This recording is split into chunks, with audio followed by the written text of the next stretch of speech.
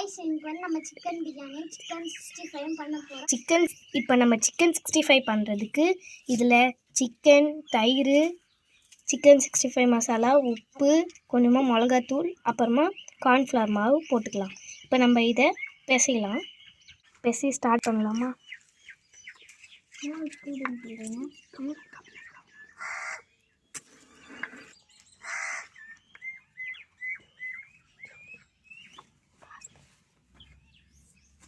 பிசைஞ்சாச்சு. இதை ஒரு 1 ஹவருக்கு ஊற விட்டுடலாம். நம்ம வெங்காயமும் பூண்டும் கட் பண்ணி வச்சுக்கலாம். பிரியாணிக்கு பண்ணுறப்பவே தக்காளியும் கட் பண்ணிக்கலாம். பிரியாணி குண்டானில் எண்ணெய், பட்டை, லவங்கம், பிரியாணி இலை, அப்புறம் ஒரு பூ மாதிரி இருக்கும்ல அது போட்டுக்கலாம். இப்போ அது கூட வெங்காயமும் போட்டு நல்லா கிண்டி விட்டுக்கலாம். நல்லா கிண்டி விட்டுக்கோங்க. கிண்டிட்டா ப்ளீஸ். உங்களுக்கு ஏற்ற அளவுக்கு வெங்காயம் போட்டுக்கலாம். நல்லா கிண்டி விட்டுக்கோங்க. பூண்டோ போட்டுக்கலாம். பூண்டு கொஞ்சம் கம்மியாக போட்டுக்கோங்க கைஸ், அப்போ தான் டேஸ்ட் கொஞ்சம் நல்லாயிருக்கும். நிறைய போட்டிங்கன்னா அப்புறம் உங்களால் சாப்பிட முடியாது. ஏன்னா மினியேச்சர் குக்கிங் இல்லை, நீங்கள் ரியலாக பண்ணாதான் இருந்தால் நிறையா போட்டுக்கலாம். இப்போ நம்ம தக்காளியும் போட்டுக்கலாம். வா गाइस இப்போ நல்லா கிண்டிக்கலாம். தக்காளி போட்டு நல்லா புகை வருது பாருங்கள். இந்த அளவுக்கு கிண்டிக்கலாம் गाइस. गाइस நல்லா வதங்கிடுச்சு गाइस கொஞ்சம் இஞ்சி பூண்டு பேஸ்ட் போட்டுக்கலாம்.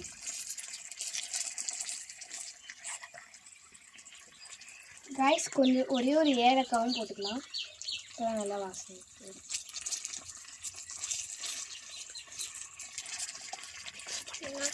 நல்லா மிக்ஸ் பண்ணிக்கோங்க. மிக்ஸ் பண்ணிட்டு கூப்பிடுறோம். இப்போ நம்ம உப்பு போட்டுக்கலாம்.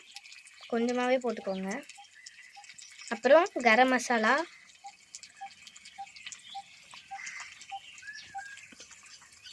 இப்போ கொஞ்சமாக பிரியாணி மசாலா போட்டுக்கலாம்.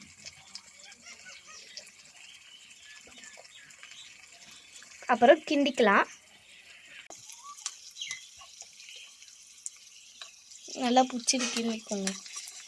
புதினா போட்டுக்கலாம் गाइस. நல்லா கிண்டிக்கலாம் गाइस.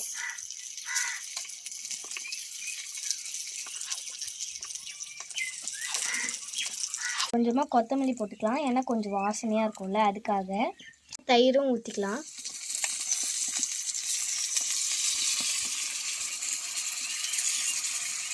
கூடிய சீக்கிரத்தில் பார்ட் 2வும் போட்டுருவோம்.